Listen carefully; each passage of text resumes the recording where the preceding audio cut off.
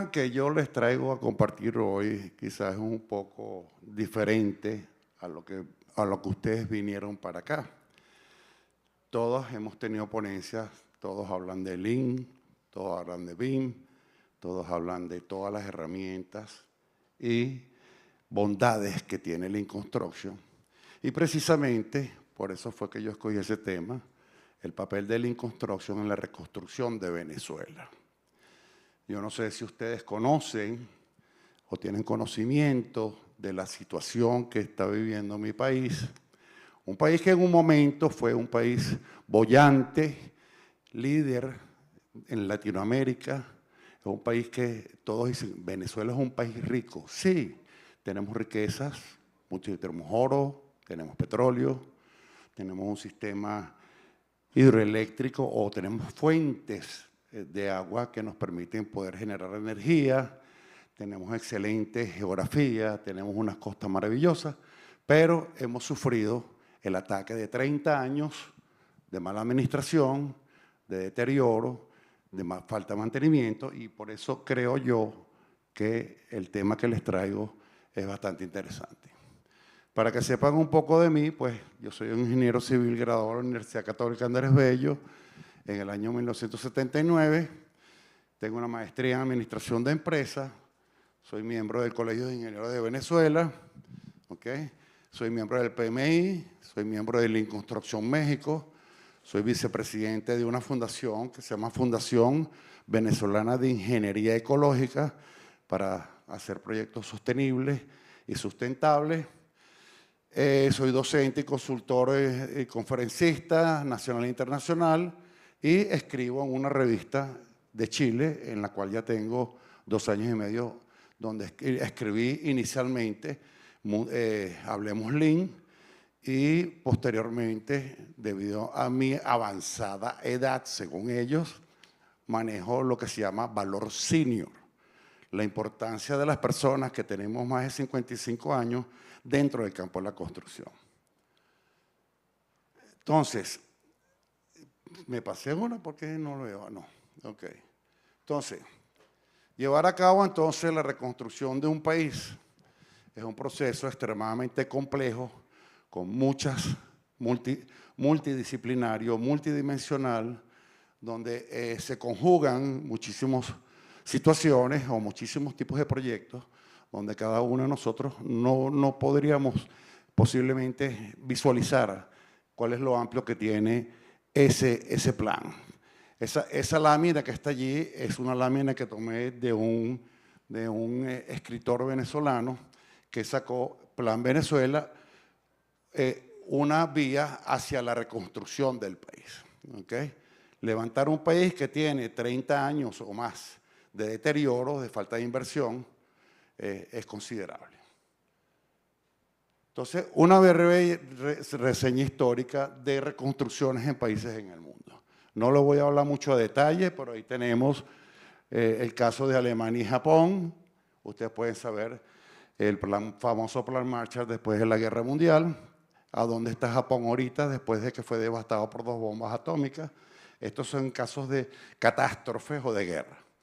Tenemos el caso de Corea del Sur, que también sufrió una guerra durante los años 50 y 60, pero Corea del Sur decidió industrializarse y ¿qué es lo que antes de que vinieran los chinos decía Made in Korea?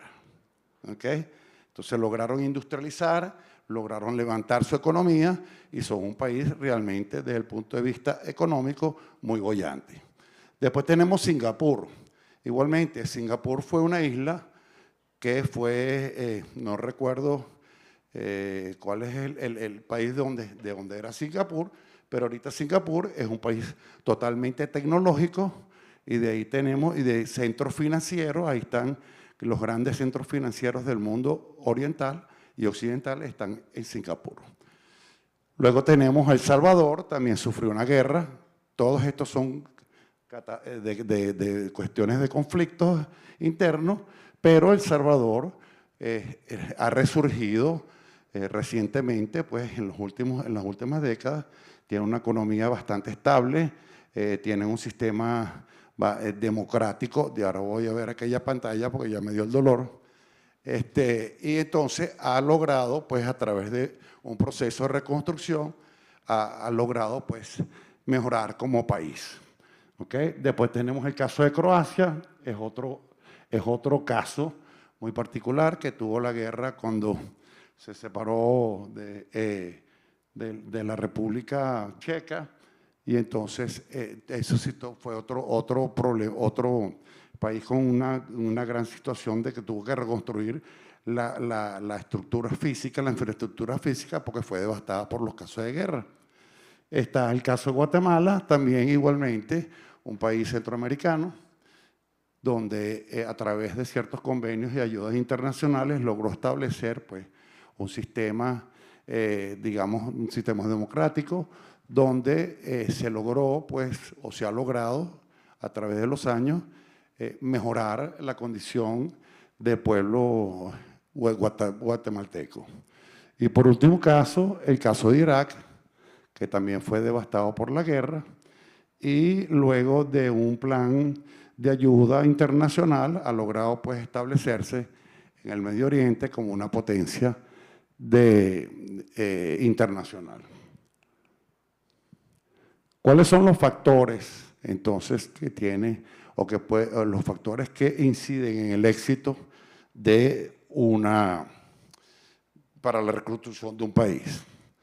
Entonces, la reconstrucción suele ser exitosa o suele tener éxito cuando existe o existía una base previa sólida, ¿ok? Habían instituciones gubernamentales y había una conciencia nacional que le permite entonces a comprometerse en la ejecución del plan nacional. Había una alta participación local para el proceso de reconstrucción y un apoyo financiero externo coordinado que permitió pues, llevar a cabo esos procesos de reconstrucción, como el caso de Alemania, el caso de Japón, el caso de Corea, el caso de Croacia. Después tenemos, perdón, me equivoqué de botón, Tenemos cuáles son los elementos comunes de esos casos. Había una reconstrucción física de su infraestructura, había que hacer una reforma netamente institucional, ¿ok? Eso es importantísimo, si no hay, un componente de instituciones gubernamentales bien establecidas, pues es muy difícil. Hay una inversión de capital humano, ¿ok? Las personas deben estar comprometidas para poder llevar a cabo el proceso de reconstrucción. Una reconciliación, porque muchos de estos conflictos eran problemas de diferencias y en mi país existen hay dos grandes polos, los que están en pro del gobierno actual o del sistema de gobierno actual y los opositores. Entonces tiene que haber una reconciliación, hay mucho odio, se ha sembrado mucho odio en el país, igualmente como sucede en los países como Croacia que había grandes problemas de discriminación y de diferencias sociales. Hay que hacer una reforma económica, ver un poco de cómo es el tratamiento, cuáles son los factores económicos o las áreas en la economía que debemos mejorar, de la estabilidad política y la seguridad. Actualmente ustedes saben que en nuestro país pues el presidente Maduro está bajo juicio en los Estados Unidos. Hay un gobierno interino, entre comillas, manejado por los Estados Unidos, lo cual no es verdad, se los puedo decir con toda la certeza, porque ellos quieren mantenerse todavía en el gobierno. Debe haber seguridad. Bueno, la seguridad, pues sí hemos mejorado en ese tema. Obviamente el apoyo internacional, debemos tener ayuda internacional. Ya las empresas como Chevron, Exxon, Philips, General Electric, Hitachi están yendo a hacer conversaciones para mejorar el sistema eléctrico y recuperar el sector petrolero y gas. Y obviamente pues un enfoque de educación e infraestructura. Entonces hay una de las partes en el plan de reconstrucción que se refiere netamente a la parte de capacitación, por eso es que estoy trayendo este tema a colación. porque en Lean Construction nosotros en Venezuela, lamentablemente, estamos en pañales. Lean Construction en Venezuela, yo puedo contar los profesionales o profesionistas, como dicen aquí, los puedo contar con los dedos de mis manos. Habemos menos de 10 personas que trabajamos con Lean Construction. De resto, todos manejan la manera tradicional. ¿Qué es la infraestructura de un país? Todos debemos, yo me imagino que todos ustedes deben saber lo que es la infraestructura de un país. Pues ese es el insumo de capital fundamental para que ese país pueda funcionar, pueda mejorar, pueda tener buenas vías de comunicación, pueda tener buenos servicios, pueda tener buenos hospitales. ¿Okay? Esa infraestructura, lamentablemente, pues, está totalmente deteriorada. Tú vas ahorita a un hospital y si necesitas algún medicamento, lo tienes que traer. Si te van a hospitalizar, tú tienes que llevar tus propias sábanas, tus propias almohadas. Todo lo que tú necesites en el hospital, lo tienes que llevar.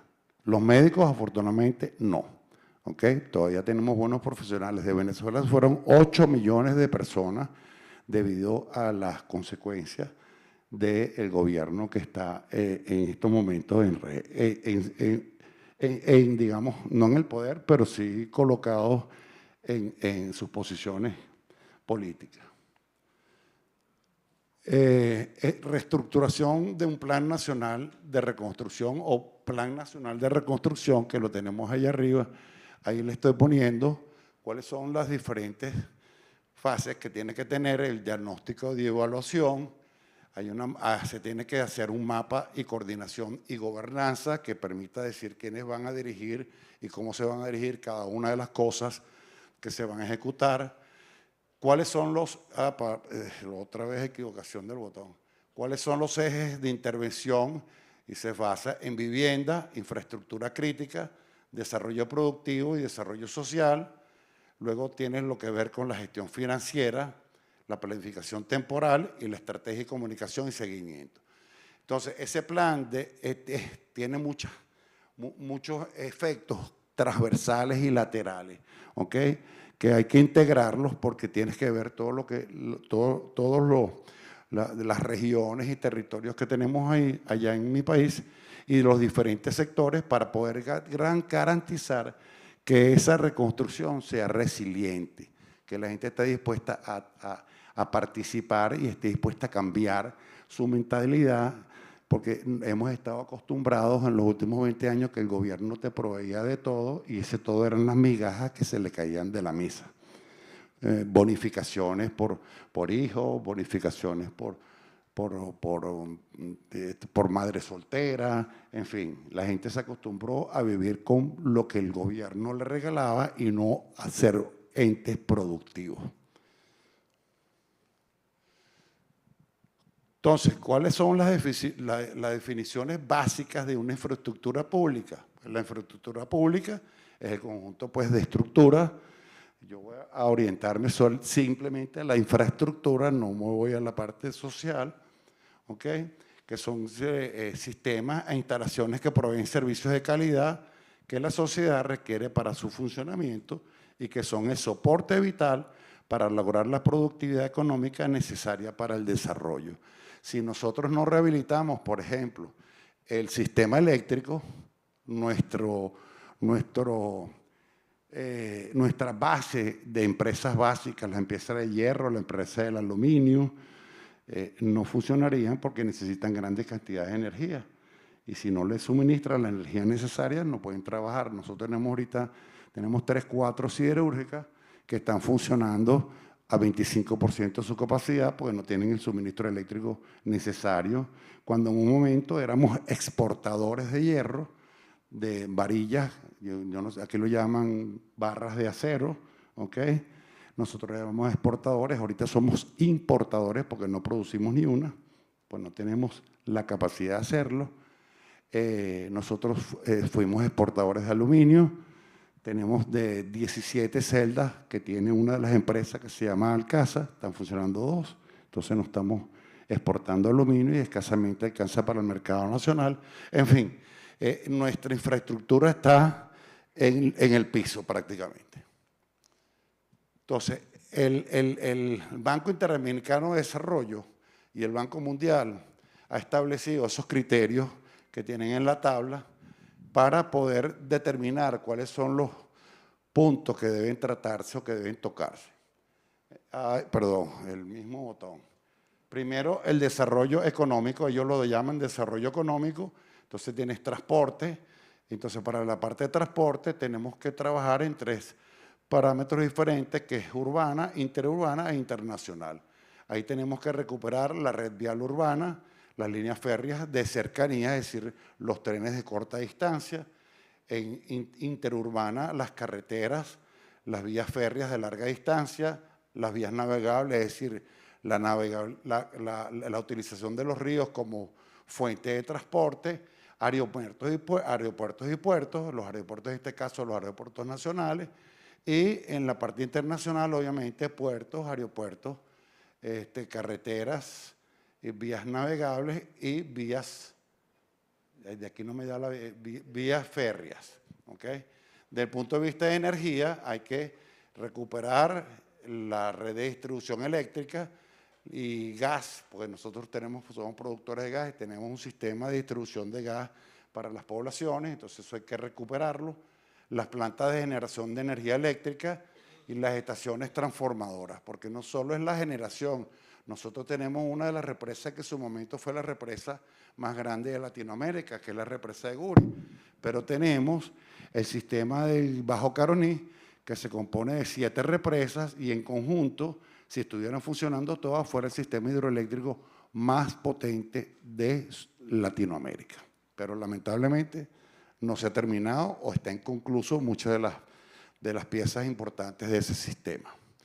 Entonces, para eso tendríamos que hacer las redes de distribución eléctrica y gas, redes de transmisión de alto voltaje a nivel interurbano, hacer oleoductos, las plantas de compresoras de gas, centros de producción de petróleo y gas y centrales de generación eléctrica.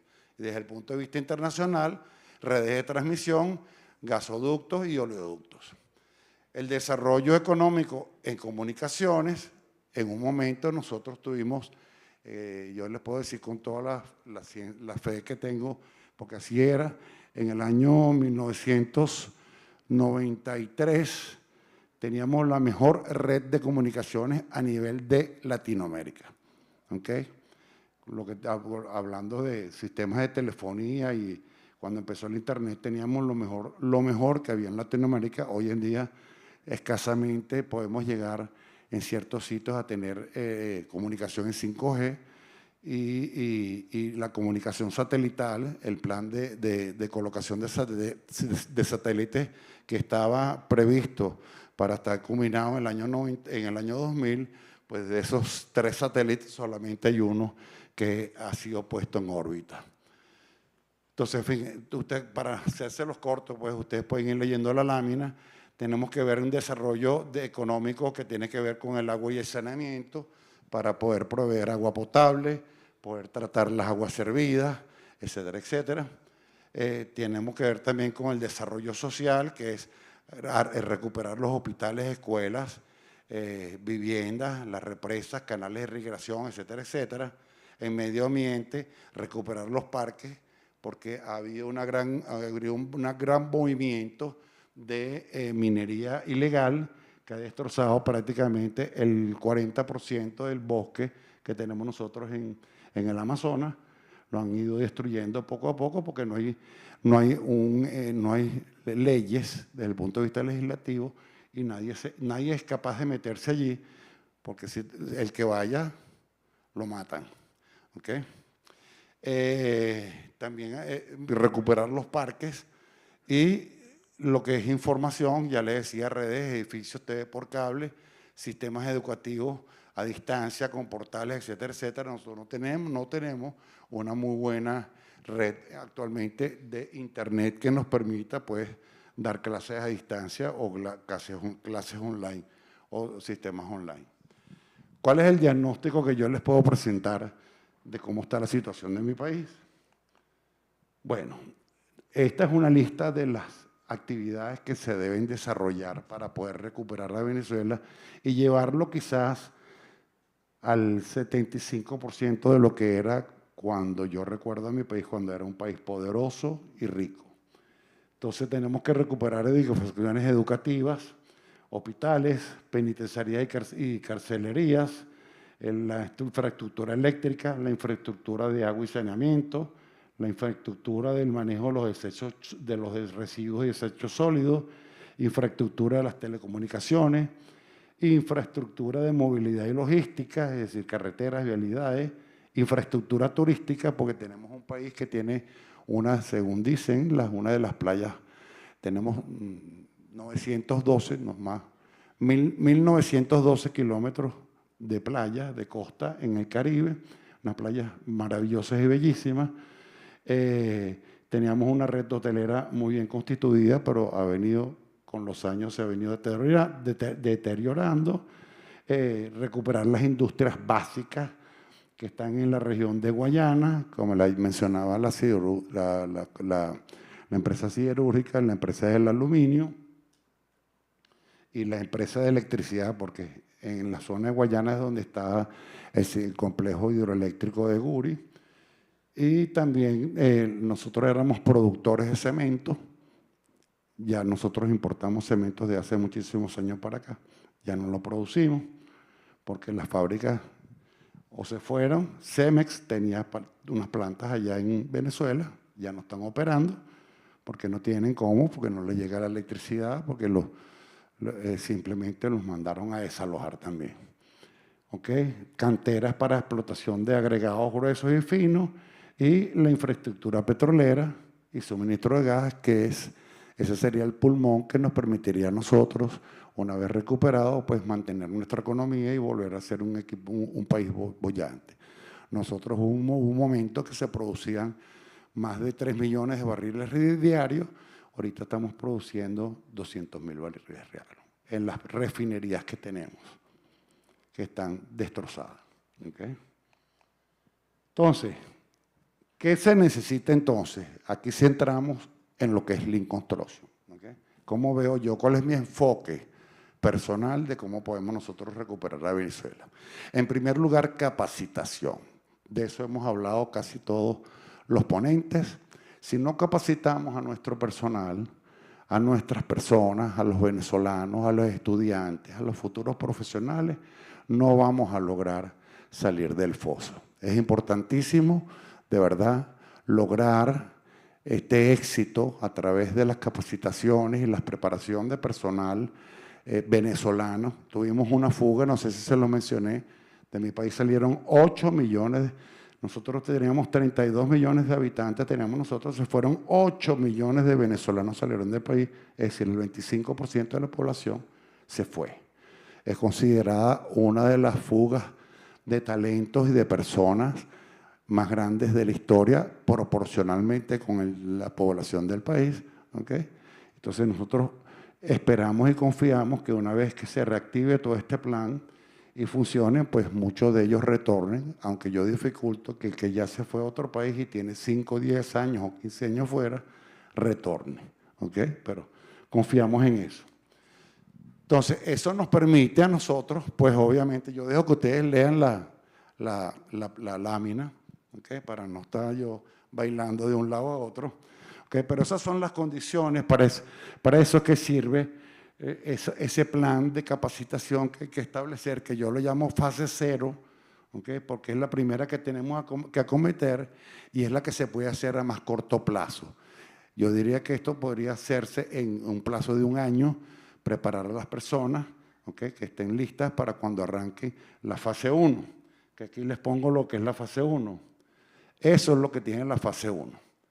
La fase 1 tiene una inversión aproximada de 33.075 millones de dólares. Esa es la fase 1 simplemente para lograr poner, digamos, a tono lo que tenemos ahorita. Mejorarlo, para que no arreglarlo por completo, sino mejorarlo. Entonces, ahí tenemos una cantidad de todas esas actividades que yo les puse anteriormente, están en Están entonces las edificaciones penitenciarias, cada una de las áreas está bien identificada con los montos aproximados de inversión que se necesitan para cada uno de ellos.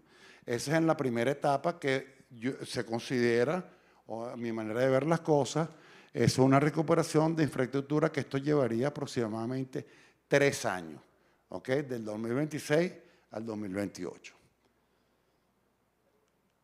Luego la fase 2, si es un poco más larga, porque ya es el trabajo más grueso. Esta es una etapa que yo considero que debería tomarse 10 años, ¿ok? Porque fueron 26 de destrucción. Vamos a tratar de hacerlo en la mitad de tiempo, reconstruir. Entonces, esta es la inversión adicional que hay que hacer para poder poner buen funcionamiento y cubrir las necesidades que se necesitan actualmente, ¿okay? Con la proyección para el año 2038 de que eso esté bien establecido, es decir, que eso lleva una inversión de 152.089 millones de dólares y no incluye lo que son los costos de mantenimiento, simplemente inversión inicial. Entonces, un país tan devastado donde no tenemos el dinero, lo tenemos enterrado, está el petróleo, ¿ok? Entonces, necesariamente necesitamos la colaboración de países extranjeros que vengan a invertir, pero para eso se necesita tener un marco legal confiable, unas instituciones confiables, una seguridad jurídica, porque si no nadie va a ir a invertir en un país que donde tú digas yo meto $1 o la cantidad que sea y no voy a ver la retribución de eso que yo estoy invirtiendo. Entonces, ¿cuáles son los principios Lean entonces aplicados a la reconstrucción de un país? Obviamente, cada uno de los principios, de los 6 principios Lean Construction, pues son aplicables a la reconstrucción del país. Entonces, la aplicación de esos principios, ahorita tengo una proyección, ¿ok? Nos va a permitir mejorar los tiempos de ejecución porque esto es un proyecto a largo plazo. Estamos hablando de un proyecto de 13 años, entonces no podemos perder, no podemos tener desperdicios, no podemos tener tiempos de espera, tienen que entregarse los contratos a tiempo y en costo, porque la inversión, pues los inversionistas van a querer pues, que su inversión esté garantizada y tengan el retorno que ellos están esperando. Entonces hay que aplicar una serie de herramientas de Lean Construction para poder cumplir con todas esas expectativas que tienen los inversionistas o los potenciales inversionistas. Entonces, ¿cuáles son los principios Lean clave que podríamos aplicar? Bueno, la identificación de valor al cliente. ¿Quién es el cliente en realidad en este caso? El cliente es la población, es la nación. Tenemos que brindarle, pues, entregarle valor a esas personas, que tengan buenos hospitales, que tengan buenas escuelas, que tengan buena comunicación, que tengan servicio de agua potable, que tengan servicio de gas, que tengan servicio de luz, ¿ok? Eso es lo que buscamos con Lean, identificando el valor para el cliente. Definir el flujo de valor, cómo podemos nosotros determinar, pues, cómo podemos hacer a través de la utilización de Value Stream Mapping de cada uno de los proyectos, cómo podemos nosotros mejorar el flujo o cómo podemos mejorar nosotros ese tiempo de ejecución, cómo podemos mejorar los procesos, inclusive todas las empresas internacionales que van a venir, van a solicitar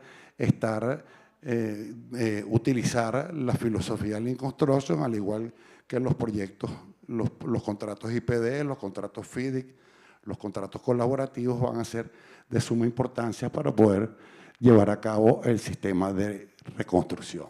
Entonces, ahí están los principios Lean, entonces crear valor, obviamente, el que sean continuos, que los proyectos no se detengan, el sistema pool por demanda, en este caso la demanda la establece tanto el cliente, que es la nación, o la localidad o la población a la cual se le vaya a hacer algún servicio.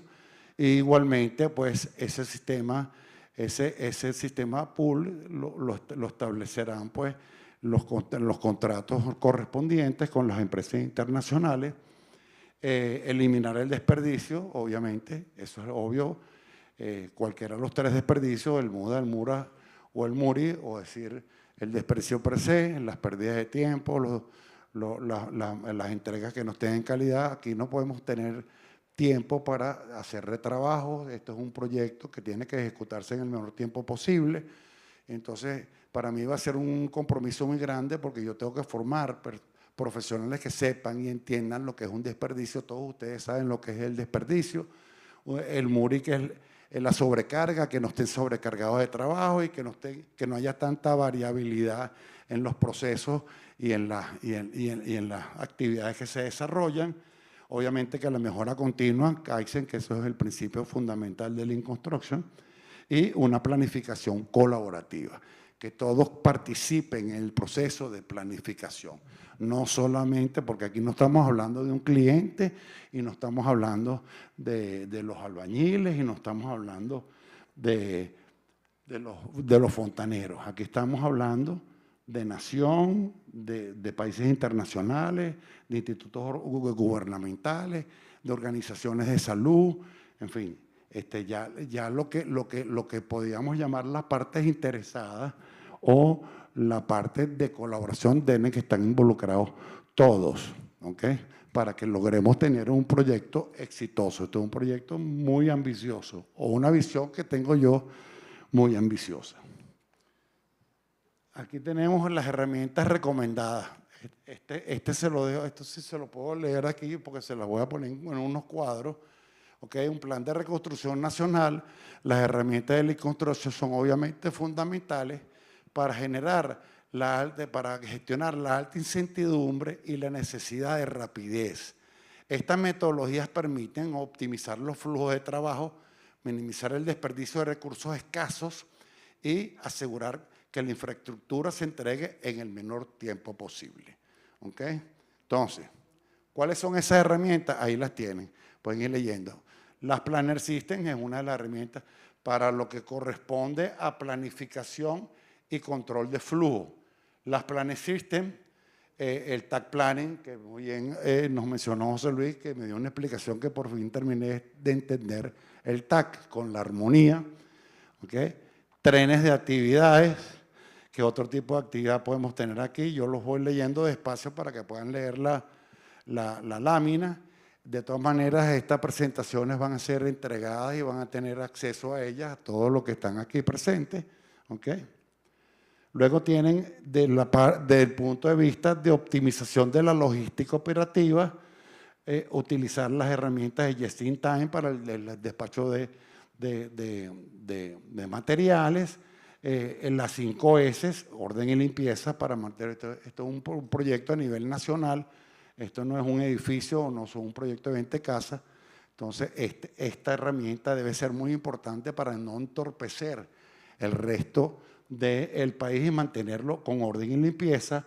Utilizar pues la herramienta Kanban cuando estén en los proyectos, a través de estos a nivel se deben generar grupos de trabajo, ¿okay? O comités de trabajo donde deben trabajar con este sistema Kanban para que puedan todos entender por la magnitud del proyecto y utilizar en lo posible prefabricación y construcciones modulares para si se van a generar nuevas unidades de vivienda. ¿Okay? Es importantísimo y sobre todo también cuando se va a trabajar con empresas con construcción de industrial, pues se puede hacer algún tipo de arreglo o diseño para utilizar prefabricación y modularización, que es muy importante porque reduce los tiempos.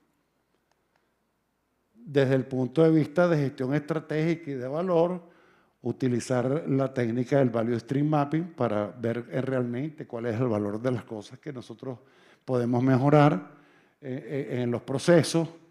Utilizar el Integrated Project Delivery o IPD, que lo vamos a hablar más adelante, y obviamente que es una herramienta que no debe faltar en estos momentos o en estas épocas, que es el Building Information Modeling, para poder modelar todo lo que es los proyectos de construcción que se vayan a llevar adelante. Entonces, ¿cómo interviene IPD en una reconstrucción de un país? Entonces, a mí me encanta esa imagen, por eso fue que la puse. Todos remamos en la misma dirección, ¿ok? Entonces, el Integrated Project Delivery, todos saben que es un método de gestionar y de contratar donde todas las personas participan en la elaboración del contrato y todos están de acuerdo con lo que está escrito en ese documento, ¿ok? Y eso integra pues, a personas, estructuras empresariales y sistemas de manera colaborativa. En la reconstrucción de un país, los contratos IPD es altamente valioso porque fomenta entonces la confianza. Aquí tiene que haber confianza entre todos los que participan, sobre todo los inversores, ¿ok? Reduce, bueno, si fomenta la confianza, perdonen la redundancia, reduce la desconfianza entre las partes y alinea los objetivos de los propietarios. En este caso, gobiernos, tanto los gobiernos que financian como el gobierno venezolano, los diseñadores, los constructores y los operadores, desde la planificación, ahí me faltó algo, hasta la culminación de los proyectos. Después tenemos otras figuras, que son las asociaciones público-privadas. Bueno, de IPD, déjame hacer un previo aquí. Desde el punto de vista legal o jurídico, nosotros no tenemos ninguna legislación que permita contratar IPD en Venezuela. Entonces, es una de las primeras cosas que hay que hacer. Arreglar el marco legal o implementar las leyes que sean necesarias para poder hacer las contrataciones IPD, al igual que las contrataciones de las APP. Tampoco hay una legislación, no existe ninguna ley, ningún reglamento que permita contratar bajo esa figura, pero es indispensable para poder llevar a cabo esto porque el gobierno solo no va a poder llevarlo. Entonces, las asociaciones público-privadas, pues ustedes no sé si conocen, es una asociación que se hace entre el gobierno y la empresa privada para desarrollar grandes proyectos. En este caso, la inversión privada estaría posiblemente en países extranjeros que invertirían en Venezuela, ¿ok? Y el gobierno nacional, una vez que empiecen a generarse fondos con la recuperación de la industria productiva, empiecen entonces a participar con una porción de inversión determinada en el contrato, porque esos contratos se redactan en función de cómo sean las condiciones de cada uno de los participantes, tanto del gobierno como de la parte pública. Después tenemos contratos FIDIC. Ese es otro tipo de contratación que vamos a estar obligados a manejar en mi país. Los contratos FIDIC, porque la mayoría de los inversores van a venir del extranjero y van a solicitar un tipo de contratación estándar que funciona con, digamos, esto es un grupo de contratos que dependiendo el tamaño o la envergadura del proyecto, hay un tipo de contrato muy particular porque ellos tienen varios colores. Algunos de ustedes saben los contratos FIDIC o los conocen o los han oído hablar. Tienen el amarillo, el rojo, el verde, el silver y el dorado, ¿ok? Dependiendo del tipo de contrato. Ahí tienen los colores, verde, dorado, perdón, el verde, el dorado, el amarillo, el rojo y el gris. Cada uno de esos contratos cubre un área en particular. Unos son para grandes proyectos, otros son para proyectos menores, otros son para proyectos simples, proyectos industriales, en fin. Cada uno de esos contratos están marcados en el tamaño del proyecto que se va a financiar. Entonces, esa figura debe estar establecida desde el punto de vista legal para poderlos implementar en Venezuela. Esto ya funciona en Chile, en Colombia, en Perú. En Perú se hizo un contrato, me recuerdo que para los Juegos Panamericanos se hizo un contrato bajo la figura FIDIC y además era FIDIC IPD y una de las empresas que estaba contratada para una de las etapas de la fase de la Villa Olímpica o de la Villa Panamericana, perdón, recibió una bonificación de casi $500.000 o $600.000 por haber terminado el contrato antes de tiempo y con reducciones de costos. Entonces, este tipo de contratos van a ser necesarios de manejar para poder llevar adelante pues, la reconstrucción. Y esto se lo digo para todos, que esto funciona para cualquier país. ¿Okay? Aquellos países que están, sobre todo en la parte latinoamericana, que estamos en tan precarias condiciones, pues este es un plan que funciona para todos. Entonces, ¿cuáles serían las conclusiones y la reflexión final? Entonces, debido a que la infraestructura del país de Venezuela ha venido deteriorándose por la falta de mantenimiento, sería prioritario los 3 primeros años o primera etapa su recuperación para generar competitividad, porque estamos totalmente fuera del mercado. Nosotros teníamos puertos para recibir cruceros. Venezuela no recibe cruceros desde hace 30 años. Cuando teníamos, yo me recuerdo que yo bajaba a la playa, yo vivía en Caracas, que es un valle que está a 2.000 metros, para ir al litoral tenías que bajar por una autopista y tú fácilmente veías 5, 6, 7 cruceros parados en el buey. Ahorita no es, ni siquiera ves barcos ahorita. Ok, a partir del 4.º año, que sería la segunda etapa, se debe invertir en nueva infraestructura y reactivar obras que están paralizadas. Nosotros llamamos eso elefantes blancos. Nosotros tenemos un sistema ferroviario de 230 kilómetros que no ha circulado un tren nunca. Porque no lo hicieron por etapas, sino que nosotros tenemos, esa es una carretera, tiene 260 kilómetros llenos de columnas, algunas tienen vigas, otras tienen una estación por la mitad, pero eso habría que recuperarlo. ¿Okay? Dándole prioridad a la participación y financiación privada por vía de las asociaciones público-privadas para compensar las limitaciones económicas del Estado. Y sin la implementación de todas las acciones prioritarias en materia económica, legal e institucional, se generarán las condiciones mínimas necesarias para atraer la inversión privada, ni las fuentes de financiamiento requeridas para la consecución exitosa del plan nacional. Si no hay un cuadro jurídico, si no hay la seguridad financiera, va a ser muy difícil que eso se pueda lograr. Y se está trabajando en eso en estos momentos. Es una reflexión final. Entonces, según la filosofía de la Construction, entender la complejidad de un plan de reconstrucción de un país es fundamental para maximizar el valor entregado y eliminar drásticamente el desperdicio en un entorno de alta incertidumbre. La reconstrucción no es un proyecto de construcción convencional, es una iniciativa en gran escala con alta variabilidad y riesgo. Lean Construction nos ayuda entonces a gestionar esta complejidad por las siguientes razones. Nos permite controlar la variabilidad y el acoplamiento, porque esto es transversal. El sistema eléctrico, o sea, tú no puedes suministrar agua potable si no tienes el sistema eléctrico recuperado, porque las plantas trabajan con energía eléctrica. Entonces tienes que recuperar.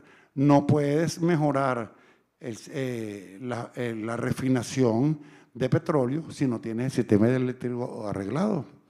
¿Okay? Esto está totalmente ligado una cosa con la otra. Entonces hay que hacer una gestión de incertidumbre porque no se sabe realmente cuál es la condición que se va a tener en el futuro para tener un flujo de trabajo continuo, lograr una buena reducción de desperdicios, enfocarnos en el valor real, que es el valor, cuál es el valor real que necesitamos buscar, el beneficio de la población, que el venezolano pueda acceder a tener buenos servicios, a tener hospitales, a tener escuelas. Yo les voy a echar un cuento. Les voy a hacer una pregunta. ¿Cuánto es el monto de una pensión por edad aquí en México? ¿Quién me la puede contestar?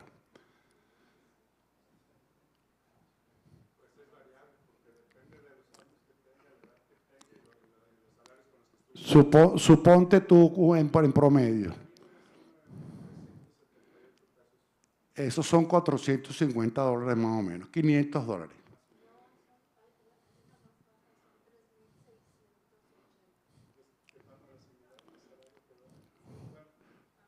Esa es una pensión, 3.680 viene siendo como $190 o $200.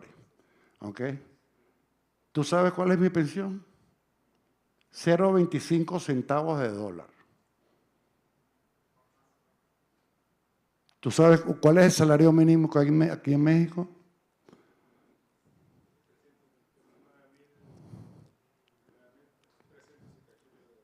$450. Me da pena decirlo. $1 es el salario mínimo en mi país. Entonces, no sé si ustedes ven gráficos en Internet, en Google, salen muchas publicaciones de cuánto gana, cuáles son los salarios regionales, y ustedes ven a Venezuela y casi ni lo ponen, porque es ridículo lo que se gana allá. Entonces, eso es lo que se está buscando, por eso fue que Estados Unidos tomó la iniciativa de llevarse al presidente Maduro y de tratar de desmantelar este clan de ladrones, porque cada uno de ellos tiene miles de millones de bolívares, o de dólares, perdón, miles de millones de dólares fuera. Y bueno, y a ver si tenemos nuevamente un país democrático, un país boyante, productivo, donde todos seamos felices y podamos vivir decentemente como se debe vivir. ¿Ok? Muchísimas gracias. Yo creo que con esto termino. Muchísimas gracias.